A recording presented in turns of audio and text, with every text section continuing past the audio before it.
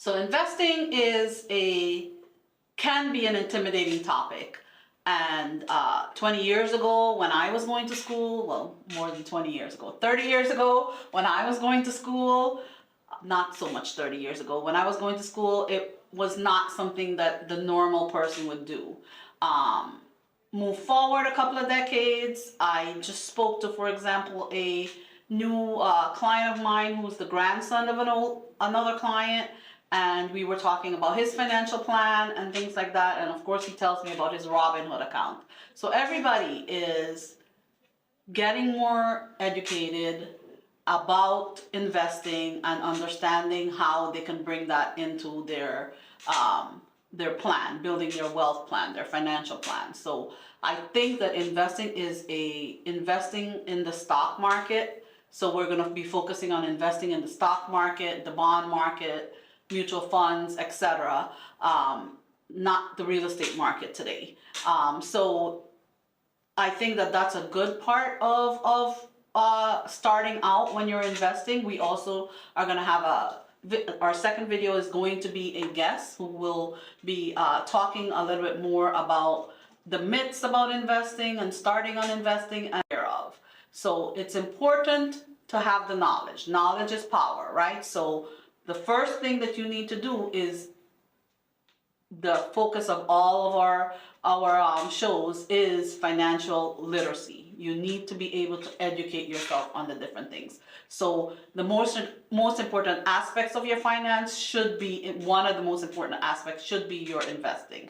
So, you need to make sure that you're saving enough money to retire. You need to make sure that your money is at least growing than faster than the rate of inflation, or at least the rate of inflation, for you not to be losing money. What do I mean by that is, let's say you have $30,000 in your checking account and you kept it there. Now, checking accounts are normally not interest-bearing accounts. So it's definitely something that you need to be aware of. So having $30,000 in your checking account for a long period of time, on average, is like having money under your mattress. If you have $30,000 today, 5 years from now, with the rate of inflation, that $30,000 might be worth $25,000 because of inflation. So you always have to be factoring in the time value of money. Time value of money involves inflation. So what I'm basically saying, $1 today is worth 75 cents, give or take, 5 years from now. So you need to at least have your money in buckets for wherever they are to be earning at least what the rate of inflation is, plus then some. So for example, let's start with easy things. So the money that you need to access within the next, let's say 0 to 3 years. So you have planned for this money in the next 0 to 3 years. I suggest that money, which we talked about on our savings video, should be in a high yield money market account.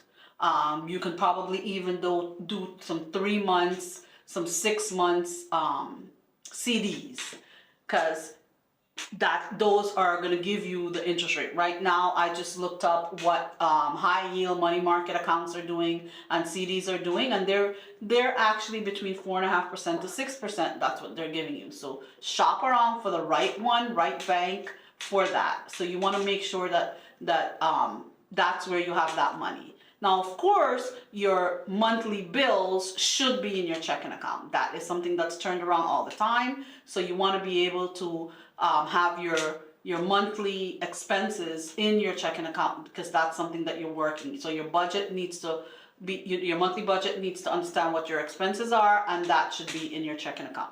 Your emergency fund should definitely be in a high yield savings type of thing, or a CD. If you're a newbie to the world of investments, I'm sure you have a lot of questions. We're going to try to answer a bunch of them today. Of course, this is an overall understanding of everything, and the path that you need to go with is take this information and continue to give yourself more knowledge on what you need to understand for investment. So first of all, any type of investment account right now is really easy to open. For example, like I said, all the kids have this Robinhood rave. I'm not a big Robinhood fan, but You know, I know that my nephews and their friends and things like that, that's the broker platform that they use. Personally, I use a bunch of the other ones that don't charge fees for investing or don't charge fees for buying stocks, ETFs, or mutual funds. So I'm big on understanding what it's going to cost me to invest my money. So that's one of the things that you need to do, you know. So we need to talk about a few different things about investment. So I'm going to list them and then we're going to go in depth about them also. So we need to talk about how you allocate your assets, the time horizon, like we've talked about. How long you can invest this money will depend on what risk level it's going to be in. Always diversification. I believe in diversification in every single thing I do, whether it's real estate, whether it's education, whether it's investing, even the type of clothes I buy and the shoes I buy. I am diversified on what I do. So I believe that, you know, you should have a little bit of everything, and that's how we live moderately, and we try not to get ourselves into trouble. So also your risk tolerance. Some people are more risk averse than others, so you need to look into that. Ideally, when you're younger, you should be in a higher risk tolerance situation because you're younger, and a lot of that, depending on which pot of money you're going to be using, a lot of that will depend on where you put the money, which risk bucket do you put the money in, which risk pot you put your money in. So you need to understand that. So when should we start investing? So I say you start investing as soon as possible. Some people say you start when you get your first job. Of course you start when you get your first job because you want to start with a retirement account. I actually believe in today's society you start your kids off as early as possible. You sit down with them and you start talking to them when they're 10, 12 years old about money, understanding money, getting comfortable with money, how to look things up. I mean, it's so easy to find information now. We're not going to the library and looking through the card catalog like we used to be able to do. You know, you want to find out something. For example, I was watching the Heat game yesterday, and I thought that the guy from the Celtics looked super young. I wanted to know how old he was. My son didn't know. I didn't know. I took my phone and I looked it up and I found out everything about him. If it was 30 years ago and we were doing that and I was in New York and I was watching the Knicks game, I would not have been able to have that information at my fingertip. But today, that information is gold. Knowledge is easier. So your chance to get where you're going to get to that power is easier. It's all you have to do is want it. So we have a few things about talking about that, wanting things. And how much you want it will depend on where you're going with everything. So you want to make sure that, to me, if you are a parent and you have children that are, 10, 12 years old, it's time to start teaching them about the stock market, about how the market works, having them do little classes on things like that. You can learn along with them if you need to. Those things like that. I personally, my first son, I started with him at 17 years old when he got his first job. He started his summer job. He had money in, but he wasn't learning too much about it. But he has his pension account with the first little job that he had. He also have with his second little job that he has.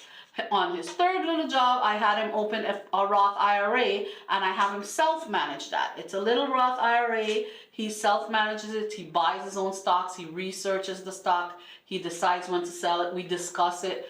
It's a chance for him to make mistakes too, because it's a small amount, so it's a learning experience. So at that age. Now I have a 16-year-old at home, and we started his account earlier than that because he's more interested and he wants to learn. So we set up his brokerage account a few months ago, and we're working with 1 stock, 2 stock, ETFs, different things that he could be looking at. So he's learning. It's a learning experience. So all of his allowance, I deposit in that account, and he's able to use that account to get the experience of understanding about exchange traded funds, mutual funds, index funds, bonds, stocks, ETFs, things like that.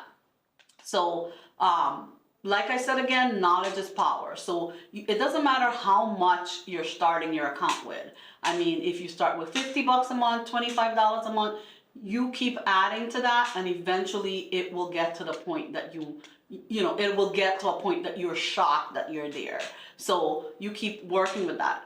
I believe that the stock market in general, the stock market, the bond market, the financial markets are a long-term thing. Whether you're investing with it for retirement, you're investing with it for a certain goal that you're wanting to meet, or you're investing with it because you just want to learn about it. It's a long-term thing. You need to make sure that you are learning long-term to understand what's, you can't be looking at it every 2 seconds or you're going to have a heart attack. So that's how you do it. So an investment account should be part of your budget. So whether you're putting in, whatever you can afford to start with, you start with. If you're starting earlier than when you have your real money and you have real expense and things like that, and you're not living with your parents and things like that, then you have a little more leeway to what you're learning. So if you start teaching your kids then, when they actually get their real first job that they're starting out with and they open their accounts, then they've already experienced the ups and downs of the market. They're used to what's happening. They've played with their money already, and they have an idea of what they're doing. So you want to make sure that you're comfortable. The more knowledge you get, the more literate you become with something, the more comfortable you are. So, make sure you understand what investment strategies you're picking. Make sure you understand that you should research your company. You should, do, like, the market is really down right now. And if I really sold in my portfolio, my underwear would be lost. But I'm still invested in good companies. I've looked at my portfolio. There are 1 or 2 things that are kind of iffy, but I always look at the health of the company, their balance sheet, their assets. I researched it. All of these platforms has massive research stuff. Yahoo Finance is one place that you can always go and to look up things. You can do this while you're watching TV on your phone. So if once you've done your homework and you keep doing your homework, you keep learning, you keep watching CNBC, you keep getting your knowledge of everything, then you're definitely going to be able to improve your knowledge and improve your comfort level with what you're doing. The more knowledge you get, the more comfortable you're going to be. So understanding your investment option is also part of your financial literacy understanding. So make sure that you understand what a stock is, what a bond is. A stock is an ownership in a single company. It's also known as equities. So when you hear Josh Brown, which is my favorite CNBC commentator, tell you about equities, I'm invested in equities, he's talking about owning stocks in a company. So you want to make sure bonds is essentially a loan to a company. So they call that, that's an interest. You have an interest in there. So it's kind of debt that you're loaning to the company. So generally a bond is less risky, but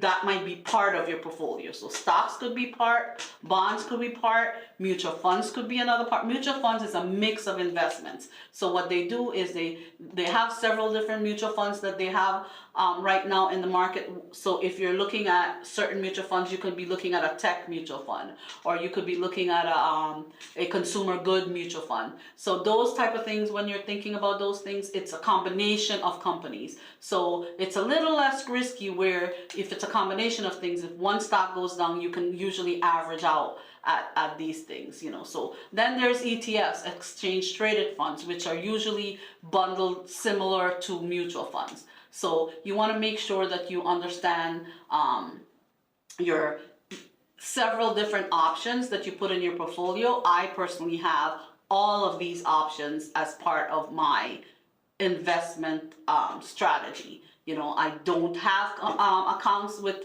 just one company. I have several different things. I do have funds that are managed by people. I also have something called my play money, which I started working with when COVID happened. I had my vacation money and didn't have a vacation to go on. So I started working with understanding more about investments and getting more comfortable.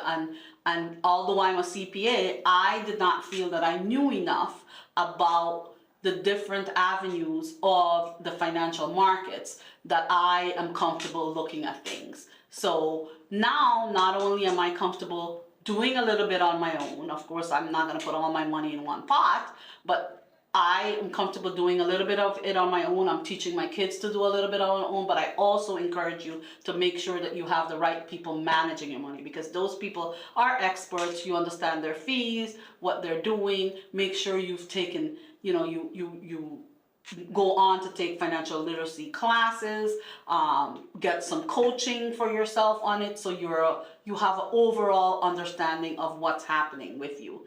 Knowledge is power, and financial wellness comes with you having that knowledge, and financial literacy is the way to get that knowledge to become financially well. So as I've always talked to you guys about, financial literacy and financial wellness goes hand in hand with overall health and mental wellness. So you can't have one without the other, and you have to make sure that you understand. So now, today we look up everything on WebMD. You need to look up a lot of things on Yahoo Finance and things like that.